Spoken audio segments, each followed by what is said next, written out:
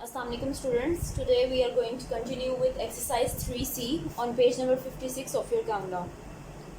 We will do question number 5, 6 and 7 today. Let's start with question number 5. As you can see on your books, it is in the form of a table. There are three portions of the table: division, sum, in words and quotient. First column में आपको division के कुछ sums दिए हुए हैं, कुछ questions दिए हुए हैं. इनको आपने इसका क्वेश्चन बनाना है, आपने स्टेटमेंट की फॉर्म में, वर्ड्स में क्वेश्चन बनाना है. जो क्वेश्चन आपको मैथमेटिकल फॉर्म में या न्यूमेरिकल फॉर्म में फर्स्ट कॉलम में दिया है, सेकंड कॉलम में हम वही क्वेश्चन वर्ड्स में लिखेंगे. और उसके बाद जो थर्ड आपका कॉलम है, जो लास्ट कॉलम है, उसमें क्वेश्चन यानी कि आंसर क्या आता है, इसको क्वेश्चन को सॉल्व करने के बाद वो लिखेंगे. इसको हम पिक्चर फॉर्म में भी लिखेंगे और इसके अलावा न्यूमेरिक्स में भी लिखेंगे. So question A is, part A is 3 divided by 1/7.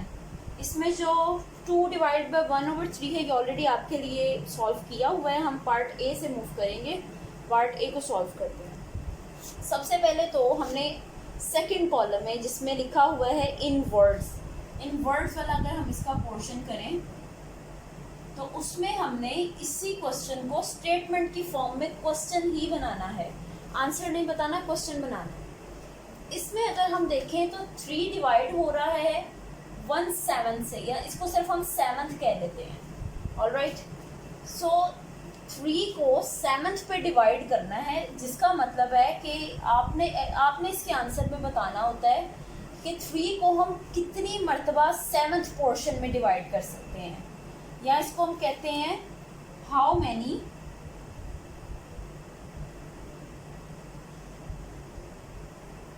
Seventh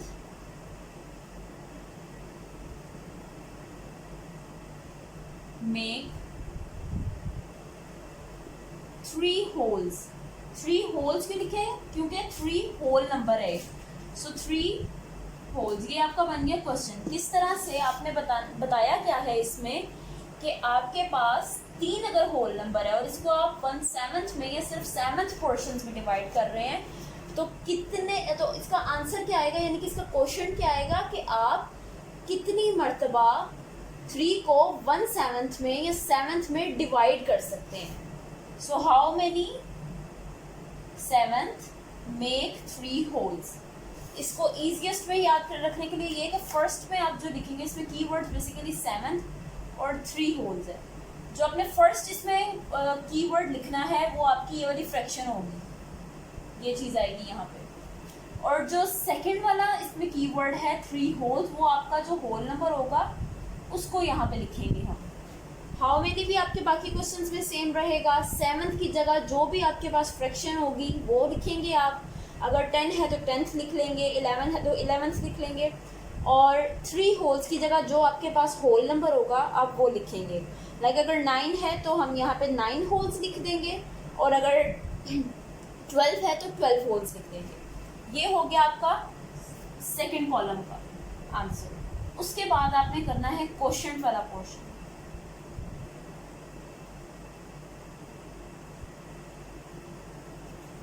quotient में हमने इसका सॉल्यूशन रफ वर्क में करना है, उसको इस कॉलम में नहीं लिखेंगे.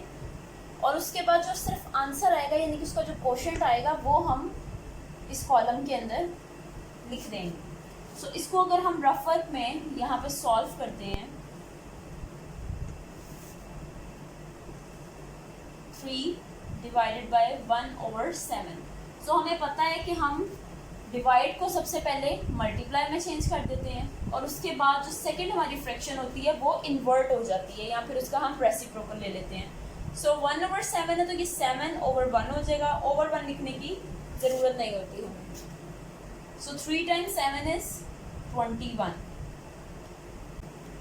इसका मतलब है कि हमारे पास 21/7 हो, यानी कि 1/7 हमारे पास अगर इस तरह से 21 टाइम्स लिखा हो तो हमारे पास 3 होल नंबर बन जाएगा, जो कि इसका आंसर है. अब इसको क्वोशंट पे हम किस तरह से लिखेंगे? क्वोशंट पे हमने सिर्फ इसका आंसर लिखना है 21.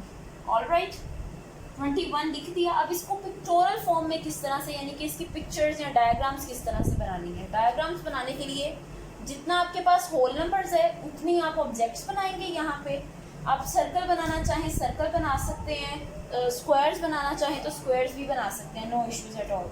सो आप यहाँ पे 3 होल नंबर है तो 3 यहाँ पे हम ऑब्जेक्ट्स बना लेते हैं।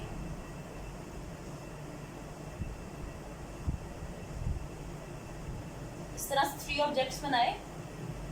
अब इसके पोर्शंस कितने करने हैं? जो आपके पास फ्रैक्शन है 1/7 है, इसका मतलब आपने इसके 7 पार्ट्स कर देने हैं। 7 पार्ट्स करने के लिए हम इसमें कितनी लाइंस लगानी पड़ेंगी? 6। सो इस तरह से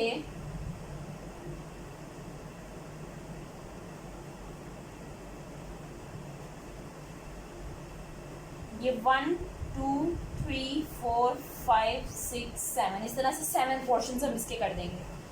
सेम इसके अंदर भी हम 7 पोर्शंस कर देंगे 6 लाइन लगा के, और इसी तरह से इसके अंदर भी।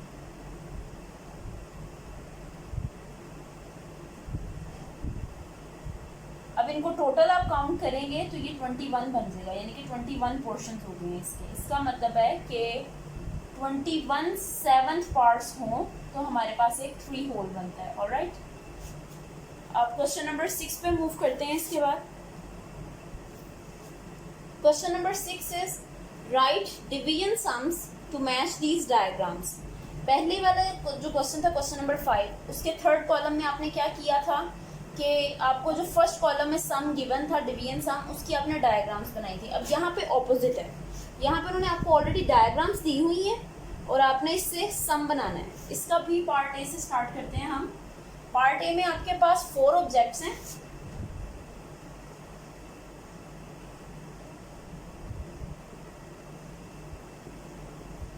और इनके पोर्शंस कितने किए हुए हैं? 3 पोर्शंस ईच, यानी कि 2 लाइंस लगाएंगे हर एक में।